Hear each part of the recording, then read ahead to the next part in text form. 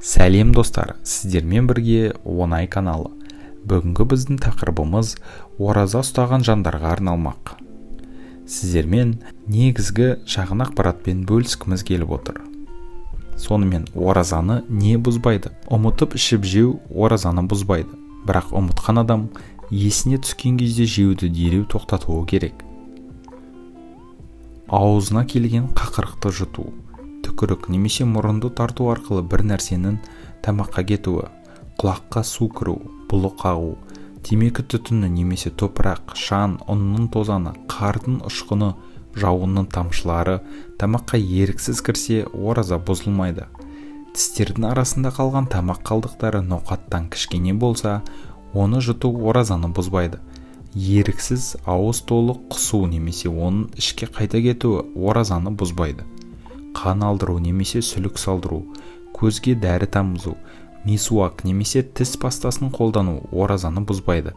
Бірақ пастасы ішке кетіп қалса бұзылады. Ең абзалы таң намазы кірмей тұрып тістеріңізді жуып алу. Тіс жұлдыру оразаға кедергі жасамайды. Бірақ жұлдырған уақытта ауыздағы қанды яки дәріні жұтпау шарт. Ауыз бен мұрынға су алып шайқау да оразаны бұзбайды. Бірақ тамаққа кетпеуін қадағалау қажет. Душқа жуыну, теңізге, көлге түсу де оразаны бұзбайды.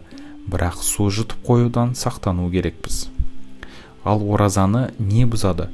Әдейі бір нәрсені ішіп жеу, темекі шегу, насыбай баяту, дәрі ішу, құрамында нәрлі заттары бар укол қабылдау. Аузындағы жаңбыр тамшыларын әдейі жұту. Бұл жайлы келесіде хадисте айтылған. Ораза кірген нәрселерден ғана бұзылады, шыққаннан емес. Себепсіз қорек немесе қоректік қасиеті бар барлық заттарды біле тұра әдейілеп жеу оразаны бұзады. Мұндай жағдайларда кәффарат оразасын ұстау қажет. Кәффарат Рамазан айының оразасын себепсіз біле тұра бұзып жіберсе, 2 ай ораза ұстауды, оған шамасы келмесе 60 кедейді тамақтандырып тойғызуды айтады. Оразаны кімдерге ұстамауға рұқсат? Бірінші, жолаушылық.